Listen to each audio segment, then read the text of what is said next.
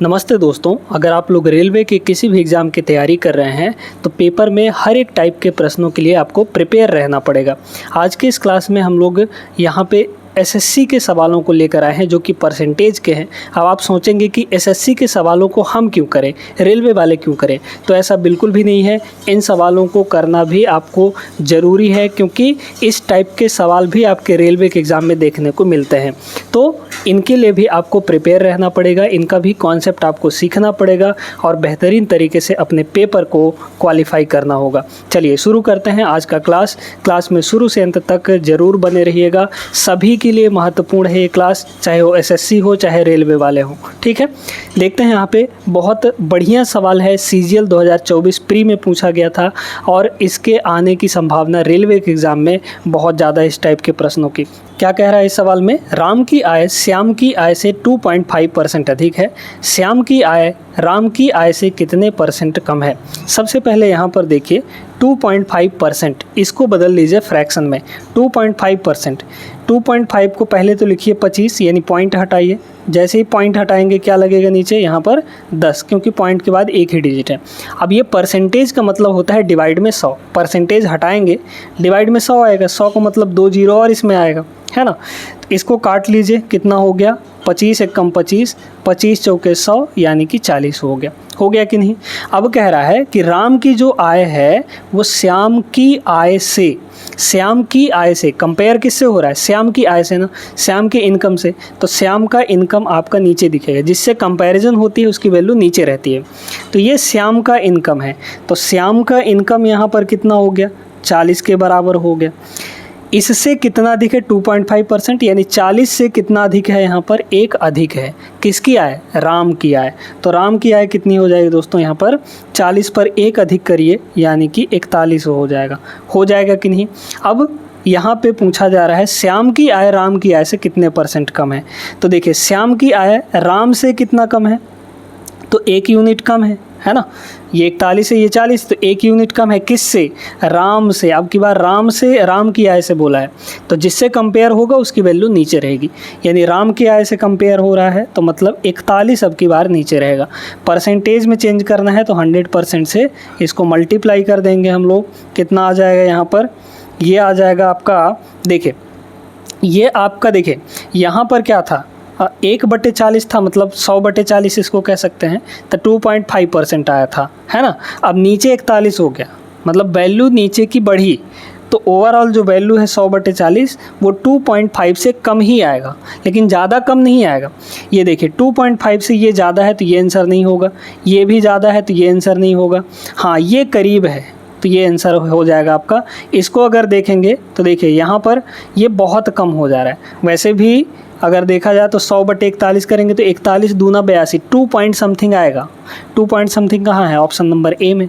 यही आपका correct answer हो जाएगा। समझ पा रहे हैं कि नहीं? इस तरीके से आपको समय, जहाँ भी समय बचाने का मौका मिले वहाँ पर आपको समय बचाना है दोस्तों। आगे चलते हैं क्वेश्चन नंबर 2 पर। चलिए देखते हैं यहाँ पे अगला सवाल। यदि किसी प्रतियोगी परीक्षा में सेम उसी टाइप का सवाल है, सैम द्वारा प्राप्त अंक पीटर से 19% कम है, तो पीटर द्वारा प्राप्त अंक सैम द्वारा प्राप्त अंकों से कितने परसेंट अधिक है? 2 दशमलव स्थानों तक सही निकालना है। यहाँ पर देखिए 19% का मतलब हुआ 19/100, ठीक है। 19 यहाँ पर 100 हो जाएगा। यहाँ पर ये कह रहा है कि भाई 2 लोग हैं, एक है सैम और एक है पीटर। तो सैम द्वारा जो प्राप्त अंक है पीटर से 19% कम है। तो पीटर से बोला है तो पीटर की वैल्यू नीचे दिखेगी, यानी पीटर का अंक यहाँ पर 100 है तो उसका सैम का कितना है? 100 से इतना कम, है ना, 19% कम। 100 से 19 कम कर दीजिए, तो 100 में 19 कम करेंगे 81 आ जाएगा। अब कह रहा है कि पीटर द्वारा प्राप्त अंक सैम से कितना अधिक है। तो कितना अधिक है यहाँ पर देख लीजिए, 19 गो अधिक है, लेकिन किससे? यहाँ पर 81 से, सैम द्वारा प्राप्त अंक से, है ना। तो जिससे कंपैरिजन उसकी वैल्यू नीचे। इसको परसेंटेज में चेंज करेंगे तो 100% से मल्टीप्लाई। 100% का मतलब क्या हुआ? 2 जीरो और चिपके गए यहाँ पर, और ये परसेंटेज में चेंज हो जाएगा, ठीक है। अब इसको हमें डिवाइड करना है। क्लियर है? चलिए डिवाइड कर लेते हैं। तो 81 का डबल 81 दूना कितना हो जाएगा? 162 हो जाएगा।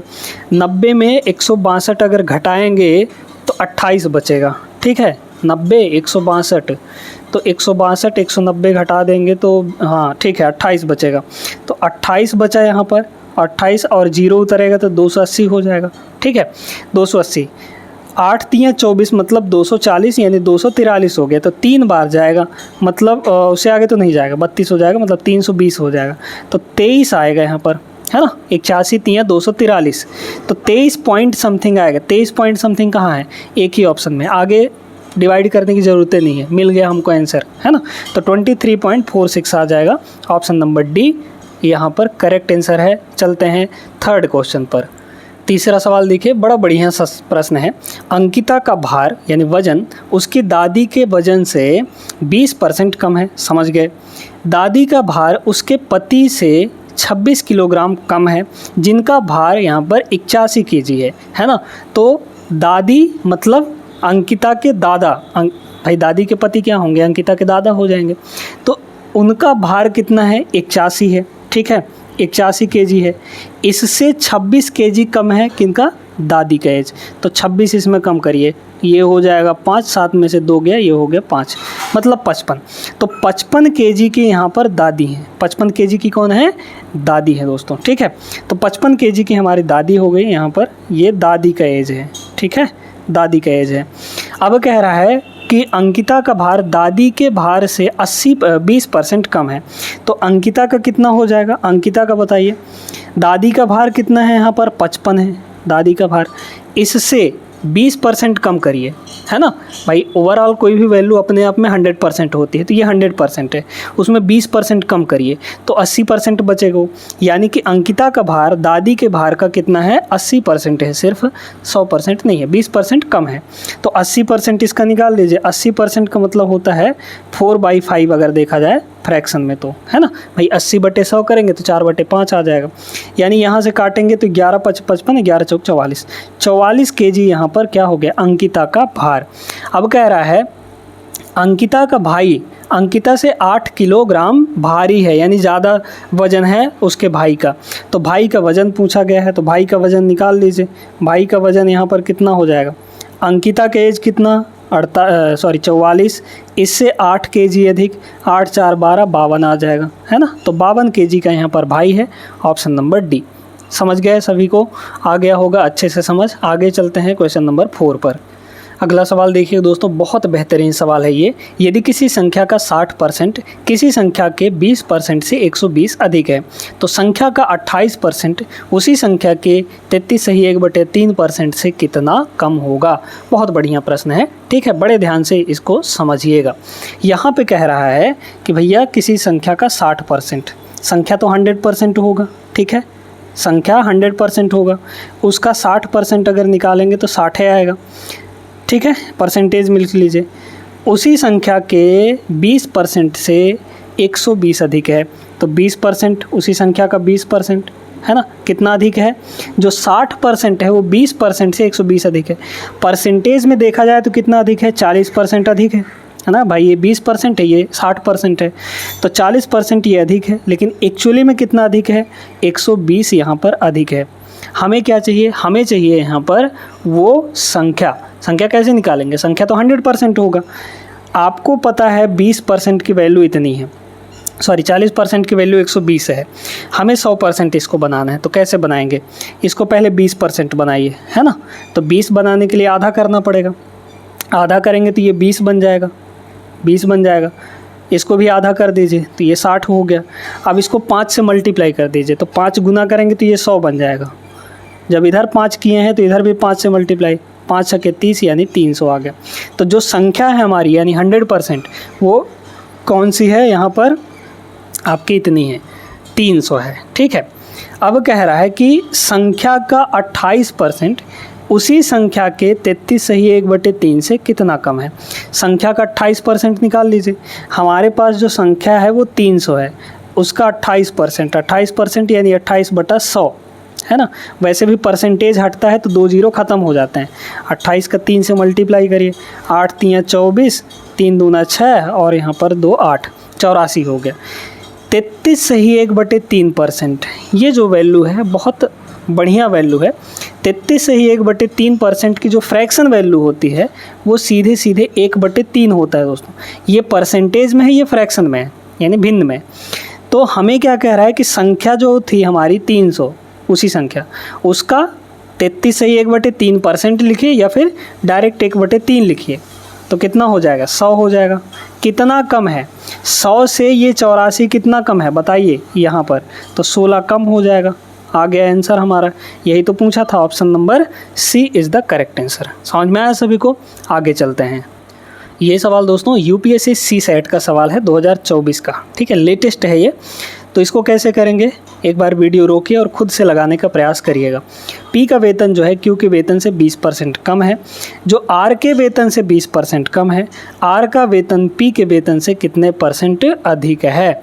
बहुत बढ़िया प्रश्न, ध्यान से समझिए। 20% की फ्रैक्शन वैल्यू कितनी होती है? तो 20% की फ्रैक्शन वैल्यू यहाँ पर 1/5 होती है कि नहीं? रेशियो से लगाएंगे इस सवाल को, बहुत जल्दी बनेगा। तो यहाँ पर कह रहा है पी है, क्यू है ना, और आर है। यहाँ पर तीन लोग हैं। कह रहा पी का जो वेतन है क्यू से 20% कम है। क्यू से बोला है तो क्यू की वैल्यू नीचे होगी। क्यू का वैल्यू 5 है, कितना कम है? 20%, यानी 1 कम है। 5 पर 1 कम करिए, पी का वेतन 4 आ जाएगा। अब कह रहा है जो आर के वेतन से 20% कम है, ठीक है। देखिए पी का वेतन क्यू के वेतन से 20% कम है, जो आर के वेतन से, मतलब ये जो पी का वेतन है वो आर के वेतन से कितना कम है? 1 सेकंड। यहाँ पर वो ये कह रहा है कि भाई देखिए क्यू के वेतन से 20% कम है पी का वेतन, जो यानी क्यू का वेतन जो आर के वेतन से 20% कम है, यानी क्यू का वेतन जो है वो आर के वेतन से 20% कम हो जाएगा, ठीक है। तो आर का वेतन 20% का मतलब वही फिर से 1/5। आर के वेतन से बोला है तो आर की वैल्यू नीचे रहेगी, तो आर का वैल्यू ये हो गया 5 हो गया, और क्यू का वेतन 5 पर 1 कम, यानी कि यहाँ पर 4 हो गया। अब ये रेशियो बन गया, ठीक है, ये रेशियो बन गया। इसको हमें सॉल्व आउट करना है। कैसे करेंगे? इस 5 को इसके पास भेज दीजिए, इधर शिफ्ट कर दीजिए, इस 4 को इधर शिफ्ट कर दीजिए, फिर हम लोग यहाँ पर मल्टीप्लाई कर लेंगे। क्या आ जाएगा? ये हो जाएगा आपका 4 चौक 16, ये हो जाएगा आपका 20 और ये हो जाएगा 25। अब क्या कह रहा है सुनते जाइए। आर का वेतन पी के वेतन से कितना अधिक है? आर का वेतन पी के वेतन से कितना अधिक है बताइए? 9 अधिक है। 9 अधिक है किससे? पी से ना, तो पी की वैल्यू नीचे रहेगी। 9/16 आ गया। परसेंट में चाहिए तो 100% से मल्टीप्लाई भी करिए। 4 से काटिए, 4 चौके 16, 25 चौके 100 हो गया। 25 नवियों कितना हो जाएगा? 225। 225 डिवाइड बाई यहाँ पर 4। क्लियर है? काटेंगे, 4 पंचे यहाँ पर 20 हो जाएगा, और 5 वाली वैल्यू सिर्फ एक ही जगह दिख रही है, ये आपका आंसर हो जाएगा, ठीक है। यहाँ पर समझ में आया होगा सभी को, उम्मीद हम ऐसा करते हैं। आगे चलते हैं दोस्तों अगले प्रश्न पर। इस सवाल को देखिए, ये भी उसी टाइप का सवाल है। आप चाहें तो वीडियो रोकिए और लगाइएगा इसको ज़रूर। CHSL का सवाल है, 2018 प्री में पूछा गया था। यदि A B से 28% कम है, ठीक है, समझ गए। C A और B के योगफल से 25% कम है, तो C A से कितना प्रतिशत अधिक है? बहुत अच्छा प्रश्न, ठीक है। 28% को अगर देखा जाए तो 7/25 आएगा कि नहीं, है ना? 7/25 हो जाएगा फ्रैक्शन में अगर देखा जाए। भाई 28/100 करिए और दोनों को 4 से काट दीजिए, तो 4 सत्ते 28 और 25 चौके 100, है ना? तो A जो है वो B से बोला है तो B की वैल्यू 25 है, नीचे रहेगी, और A 7 कम है ना? तो 25 में 7 कम करेंगे तो 18 आ जाएगा। A की वैल्यू यहाँ पर 18 है। अब कह रहा है कि C जो है, ठीक है, C वो A प्लस B, A और B के योगफल से 25% कम है ना? तो 25% यानी 1/4, तो A प्लस B की वैल्यू 4 है यहाँ पर, और C की वैल्यू यहाँ पर 1 कम है, यानी 4 पर 1 कम करेंगे तो यहाँ पर 3 आएगा। क्लियर है? ये सभी को समझ में आ गया होगा। अब कह रहा है कि C जो है A से कितना प्रतिशत अधिक है? बहुत अच्छा देखिएगा। अब देखिए इसको करेंगे कैसे। इन सवालों में कैलकुलेशन ही होता है दोस्तों। यहाँ पर A प्लस B, C और A प्लस B का जो रेशियो गिवन है वो कितना दिया गया है? यहाँ पर देख लीजिए, आपका 3 और 4 दिया है। अगर हम यहाँ से A और B का रेशियो देखें तो 18 और 25 है। a प्लस बी अगर यहाँ से करेंगे तो कितना आएगा, a प्लस बी 18 और यहाँ पे 25 43 आ जाएगा। a प्लस बी यहाँ से कितना आया, 43 आ गया। ठीक है, हमें इसको 43 बनाना है दोस्तों, इसको क्या बनाना है, 43 बनाना है। 43 कैसे बनाएंगे समझिएगा इस चीज़ को, है ना। तो इसको 43 बनाने के लिए 8 5 13, ठीक है, 43 बनाने के लिए हम इसमें 43/4 से मल्टीप्लाई कर दें, है ना। तो 4 से 4 कट जाएगा, 43 बचेगा। हमें a प्लस बी यहाँ से पता है कि 43 होगा, यहाँ a प्लस बी 4 था, हमको इसे 43 बनाना है। तो 43 बनाने के लिए 43/4 से मल्टीप्लाई, यानी 4 से 4 कटेगा 43। अब अगर इधर 43/4 से मल्टीप्लाई किए हैं तो इधर भी 43/4 से मल्टीप्लाई करना पड़ेगा, क्योंकि रेशियो में है, दोनों साइड मल्टीप्लाई करना है। अब इसमें साफ साफ हमको पता चल गया है कि भैया c जो है a से कितना अधिक है। c कितना होगा, यहाँ पर 3 3 9 4 3 12, मतलब 129/4 हो गए, ये c हो गया, है ना, ये c हो गया। और a हमारा कितना है, 18 है। तो इससे किससे, a से, ये a की वैल्यू है, इससे कितना अधिक है, कितना अधिक है बताइए। इसमें से इसको माइनस कर लीजिए तो कितना हो जाएगा, अगर इसको माइनस करेंगे तो यहाँ पर 129/4 और माइनस का यहाँ पर 18 और डिवाइड बाई किससे बोला है, a से बोला है ना, तो a की वैल्यू तो 18 है, डिवाइड बाई a हो 18 हो जाएगा यहाँ पर, ये हो गया आपका 18। इसको हमें परसेंटेज में चेंज करना है यहाँ पर 100% से मल्टीप्लाई करके। ठीक है, अब एक काम करते हैं, यहाँ पर 18 3 से कट जाएगा, है ना, तो 18 हम लोग कर लेते हैं यहाँ पर, या फिर डायरेक्ट यहाँ पर क्या लगाइए, 18 चौक 72 हो जाएगा, है ना। 129 में 72 घटा दीजिए, 129 में 72 घटाएंगे, ये आ जाएगा 57। तो यहाँ हो गया 57 डिवाइड बाई 4 और मल्टीप्लाई में नीचे 18 रहेगा इनटू यहाँ पर 100% है। इसको काटिए, 9 से 3 से कटेगा, 3 छके 18, 19 3 57, और कटेगा आपका कितना कटेगा, 4 से कटेगा, 4 से ये 25 बार में कट जाएगा। ठीक है, 25 बार में, और कुछ कट रहा है क्या, नहीं। ठीक है, तो ऊपर हो गया हमारा 19 × 25, नीचे हो जाएगा 6। इतना हमको करना है, मल्टीप्लाई कर लीजिए, 25 नहीं हो 225, यानी कि 5 आ गया, बचा 22, 25 से कम 25, 25 और 22 आपका 47 हो जाएगा, यानी 475 बटे यहाँ पर 6, कैलकुलेट करिए, 6 8 48, मतलब 6 7, ठीक है, 6 7 42, और मतलब कि 48 से थोड़ा सा ही कम है, यानी 80 से थोड़ा सा ही कम आएगा, 79 पॉइंट समथिंग आएगा। Option number B is the correct answer. Clear है सभी को कैसे करना है, उम्मीद करते हैं समझ आ गया होगा। बढ़िया सवाल था, ज़ोरदार सवाल था ये। अगला सवाल यहाँ पर देखिएगा दोस्तों, अब इस टाइप के सवाल जो इनकम एक्सपेंडिचर सेविंग वाले होते हैं, ये सवाल भी आपको रेलवे के अंदर ज़रूर देखने को मिलते हैं, इसलिए इनको भी नहीं छोड़ना है, करना सीख लीजिए। रवि जो है शुरू में अपनी मासिक आय का यानी मंथली इनकम का 20% सेव कर लेता है, बचा लेता है। ठीक है, हाल ही में उनकी मासिक आय में 25% की वृद्धि हुई, उनकी नाम मात्र बचत भी 5% बढ़ गई। रवि वर्तमान में अपनी वर्तमान नाम मात्र आय का कितना प्रतिशत बचाता है। ठीक है, ध्यान से समझिए। आप सभी जानते हैं कि इनकम और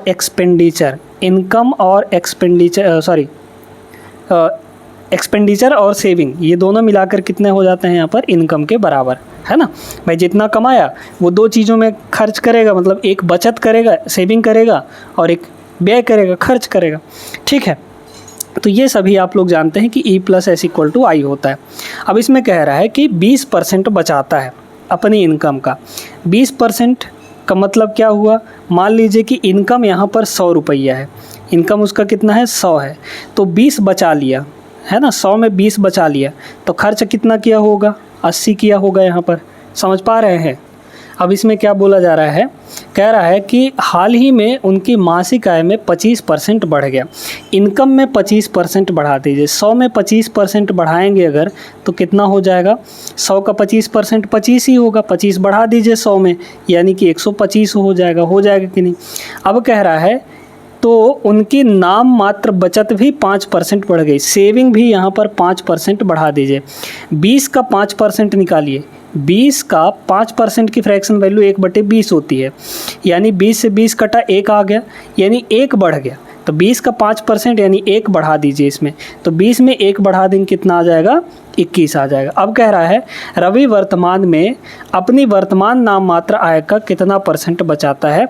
तो बचत कितना है यहाँ पर, 21 है, अभी वर्तमान में 21 बचत है। कितना, किसका, अभी के आय का। तो अभी का आय कितना है यहाँ पर, 125 है, तो अभी के आय का बोला है इसलिए डिवाइड बाई 125 हो जाएगा। परसेंट में चेंज करना है, 100% से मल्टीप्लाई कर देंगे। काटा पीटी कर लीजिए यहाँ पर, अगर देखा जाए तो 25 चौके 100 और 25 पंचे 125 है ना। तो ऊपर हो गया आपका 21 चौक 84, 84 दूना 168, 168 बटे 10 आ जाएगा। 168 बटे 10 यानी कि 16.8 हो गया। ठीक है, तो 16.8% option number D is the correct answer. I hope सभी लोग समझ गए होंगे। CGL 2023 का सवाल था, रेलवे में भी ऐसे सवाल पूछे जाएंगे। अगला सवाल देखते हैं, वीडियो रोकिए और इसको एक बार लगाइएगा ज़रूर अपने से, ठीक है ना। बढ़िया सवाल है। सोहम का प्रारंभिक व्यय और बचत यानी कि एक्सपेंडिचर, एक्सपेंस, ठीक है, यहाँ पर आपका एक्सपेंस और बचत यानी कि सेविंग, ठीक है, इनका जो रेशियो दिया है वो 5 और 3 का दिया है। यानी कि एक्सपेंस 5 था, बचाया यहाँ पर 3। उसकी आय में 25% की वृद्धि हो गई। इनकम बताइए कितना होगा यहाँ पर, 5 खर्चा किया, 3 बचा लिया, तो 5 + 3 यानी कि 8 इनकम रहा होगा। अब कह रहा है 25% वृद्धि हो जाती है इनकम में, इसमें 25% बढ़ा दीजिए, इसमें 25% प्लस कर दीजिए। अच्छा, 8 का 25% निकालेंगे तो कितना होगा, 8 का 25% यानी 1/4 होता है ना। तो कितना आ गया, 2, मतलब 2 बढ़ जाएगा। तो 8 में 2 बढ़ाइए तो आ गया हमारा 10। अब इसमें कह रहा है उसकी प्रारंभिक बचत कितनी है, 4500। इनिशियल सेविंग कितना था, 3 यूनिट था, है ना। तो इस 3 की वैल्यू कितनी है एक्चुअल में, एक्चुअल में 4500 रुपये है ना। 4500 कितना गुना हो रहा है, 1500 गुना हो रहा है कि नहीं भाई। 3 की वैल्यू 4500 तो 1 की वैल्यू कितनी होगी, 1500 हो जाएगी।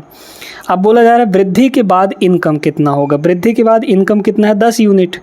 तो जब 1 की वैल्यू यहाँ पर 1500 है तो 10 की वैल्यू कितनी हो जाएगी, 1 की वैल्यू 1500 तो 10 की वैल्यू कितनी होगी, 1 0 और इसमें चिपका दीजिए, यानी कि 15,000 हो जाएगा कि नहीं। Option number B. अच्छा सवाल था, मतलब सिंपल सा सवाल था, उम्मीद करते हैं क्लियर हुआ होगा। ये सवाल देखते हैं, बड़ा तगड़ा सा सवाल है, समझना पड़ेगा इस सवाल को। एक आदमी और उसके परिवार का जो निर्वाह व्यय है यानी एक्सपेंडिचर, उसके वेतन का 60% है। ठीक है, वेतन यहाँ पर इनकम है, फिर यहाँ पर एक्सपेंडिचर है और यहाँ पर सेविंग लिख लीजिए। ठीक है, मान लीजिए उसका वेतन कितना है, 100 है, 100 रुपया है। एक्सपेंस कितना है, 60 रुपया, तो एक्सपेंस यहाँ पर 60 ले लीजिए। फिर कह रहा है वह अपने, तो बताइए यहाँ पर अगर देखा जाए तो सेव कितना की हो, 40 रुपये सेव किया है ना भाई। 100 में 60 एक्सपेंस कर दिया तो 40 बचाया। अब कह रहा है वह अपने वेतन में 30% और 60% की 2 वृद्धि प्राप्त करता है। इस 100 में 30% और 60% की 2 सक्सेसिव यहाँ पर वृद्धि प्राप्त करता है। बताइए 100 में पहले 30% बढ़ा तो 30% बढ़ेगा तो 130% हो जाएगा। फिर यहाँ पर 60% बढ़ा तो 160% हो जाएगा, 160%। काटिए, 2 0 से ये ख़त्म, 2 0 से ये ख़त्म। 13 और 16 का मल्टीप्लाई करना है। ठीक है, तो 13 और 16, 16 3 48, 48 का मतलब यहाँ पर 8 बचा 4, 16 कम 16, 16 4 20 यानी कि 208। तो बढ़ने के बाद यानी कि 30 और 60% की 2 वृद्धि के बाद कितना हो गया, 208। 100 से 208 हो गया। ठीक है, इसको डिलीट कर देते हैं। अब यहाँ पर कह रहा है उसकी बचत, यदि उसकी बचत उसकी प्रारंभिक बचत का 250% बढ़ जाता है। इनिशियल सेविंग 40 था, ये अपने आप में 100% है। 250% बढ़ाइए तो 100 + 250% यानी कितना होगा, 350% हो जाएगा दोस्तों। यानी कि 40 का 100% बढ़ाएंगे, 250% बढ़ाएंगे तो 350% बनेगा। 350% यानी डिवाइड बाई 100, काट दीजिए। 35 दूना 70 दूना 140 यानी कि 140 हो गया। यहाँ पर ये कितना हो गया, 140 के बराबर हो गया। तो बताइए यहाँ पर वो इसका बाद में इनकम कितना है, बाद में इनकम 208 है। उसमें से वो 140 बचा ले रहा है, यानी खर्च कितना किया होगा, 208 माइनस 140 यानी कि 6 और 8 हो जाएगा 68 रुपये। वो 68 रुपये एक्सपेंस किया। अब कह रहा है तो नया जो व्यय है, एक्सपेंस नया व्यय यानी कि 68 जो है बढ़े हुए वेतन का कितना परसेंट, बढ़े हुए वेतन हमारा कितना है 208 है, इसका बोला है 208 का बोला है कितना परसेंट, परसेंट यानी 100% से मल्टीप्लाई। ठीक है, करिए इसको काटेंगे अगर हम लोग तो 4 से कटेगा 17 चौके 68। ठीक है, 4 से इसको काटेंगे तो 4 पंचे 20 और यहाँ पर 4 दूना 8, 52 हो गया। और काटेंगे 13 चौके ये हो जाएगा 52, 25 चौके ये हो जाएगा यहाँ पर 100। काट लीजिए 25, अगर हम लोग मल्टीप्लाई करें तो 25 सत्ते 150 175 यानी कि 5 आ गया, 17 बचा, 25 से कम 25, 25 और 17 7 5 12 यानी 42 हो गया। तो 425 बटे यहाँ पर 13 हो जाएगा। काटिए 13 तियाँ 39 मतलब 3, अच्छा एक सेकेंड, 13 तियाँ 39 39 तो यहाँ पर बचेगा आपका कितना, 39 3 बचेगा तो 35 हो गया है ना। फिर 13 दूना 26 यानी 32 पॉइंट समथिंग आएगा, ऑप्शन नंबर ए। समझ आया सभी को? आगे चलते हैं क्वेश्चन नंबर 10 पर, एक सवाल और करते हैं। चलिए इस सवाल को देखते हैं। इस सवाल को लगाने का सबसे सटीक तरीका देखिए क्या कह रहा है। एक व्यक्ति की आय 16,500 है, समझ गए, और उसकी व्यय 12,000 है। अगले वर्ष उसकी आय 20% बढ़ जाती है, लेकिन उसका व्यय 10% कम हो जाता है। उसकी बचत में कितने की वृद्धि होगी? सीधा सीधा सवाल है, यहाँ पर सिंपल सा सवाल है, ध्यान से समझिएगा। यहाँ पर इनकम और ये, तो इनकम और एक्सपेंडिचर, ये व्यय है ना, इनकम और एक्सपेंस, उसके बाद हमारा बनेगा सेविंग। तो इनकम और एक्सपेंस इन दोनों का रेशियो निकाल लीजिए। रेशियो कितना आ जाएगा अगर हम लोग काटें तो 2 0 से 2 0 ये कट गया, 5 से और कटेगा तो 5 से 5 तियाँ 15 और कितना बचा, 1 बचा ना, तो फिर 5 तियाँ 15, इसको 5 से काटेंगे तो 24 पंचे ये हो जाएगा। ठीक है, 120। फिर यहाँ पर 8 से और 3 से और कटेगा, 3 से ये हो जाएगा 11 और 3 अट्ठे 24, मतलब 11 और 8 का, तो इनकम हो गया यहाँ पर 11, एक्सपेंडिचर यहाँ पर 8 हो गया। ठीक है, तो 11 में से 8 व्यय किया तो बचाया कितना, 3 बचाया होगा। अगले वर्ष उसकी आय 24% बढ़ जाती है। इनकम जो है 24% बढ़ गया, यहाँ पर ये 24% प्लस हो गया। ठीक है, ध्यान से समझते जाइए। लेकिन उसका व्यय 10% कम हो गया, एक्सपेंस जो है 10% कम हो गया, माइनस का 10% हो गया। कह रहा है उसकी बचत में कितने की वृद्धि होगी। तो जब इस टाइप का सवाल दिया हो तो आपको सीधे क्या करना है, जो मिसिंग है उसमें अगर वृद्धि या कमी पूछी जाए तो सीधे उसको x मान लीजिए। सेविंग में कितना, मान लीजिए कि x% की वृद्धि हो रही है। इतना काम बस आपको करना है। अब करना कैसे, इसको मल्टीप्लाई, इन दोनों को मल्टीप्लाई, इन दोनों को मल्टीप्लाई। आप सभी जानते हैं कि income equal to expense plus saving होता है। इसका मल्टीप्लाई करिए, 24 गुणे 11 करेंगे तो 264 आएगा, है ना, 264%। इनकम इज इक्वल टू क्या होगा, इधर इन दोनों को मल्टीप्लाई तो माइनस का 80 है ना, माइनस का 80%, और यहाँ पर प्लस का 3x हो जाएगा, 3x%। यहाँ से निकाल लेंगे, कैलकुलेट कर लेंगे। इसको इधर ला के जोड़िए तो होगा 4, क्योंकि ये माइनस में इधर आके प्लस होगा। 4 8 6 14 का 4 और ये हो गया 344। ये 3 इधर आके डिवाइड हो जाएगा, इक्वल टू x% बचेगा। डिवाइड कर लेंगे हम लोग तो कितना आ जाएगा, 3 1 कम 3, फिर 3 1 कम 3, है ना, तो कितना हो गया, 3 1 कम 3, फिर बचा 1, तो यहाँ पर कितना हो जाएगा, 14 हो जाएगा। 14 हो जाएगा तो मतलब समझ लीजिए उसको 15 ही, तो 3 5 15, तो लगभग में आपका 115% आ जाएगा। बोला है ना निकटतम पूर्णांकित, तो 115%, option number C is the correct answer. Saving में कितना बढ़ेगा, 115% बढ़ जाएगा दोस्तों। तो आज के ये क्लास कैसा लगा आप लोग कमेंट करके ज़रूर बताइएगा। उम्मीद करते हैं कि आपके सारे सवाल अच्छे से क्लियर हो गए होंगे। इस टाइप के सवालों में अब आगे कहीं भी दिक्कत नहीं जाएगी। ये क्लास लाइक कर दीजिए और चैनल को भी ज़रूर सब्सक्राइब कर लीजिएगा। मिलते हैं अगले क्लास में, तब तक के लिए जय हिंद।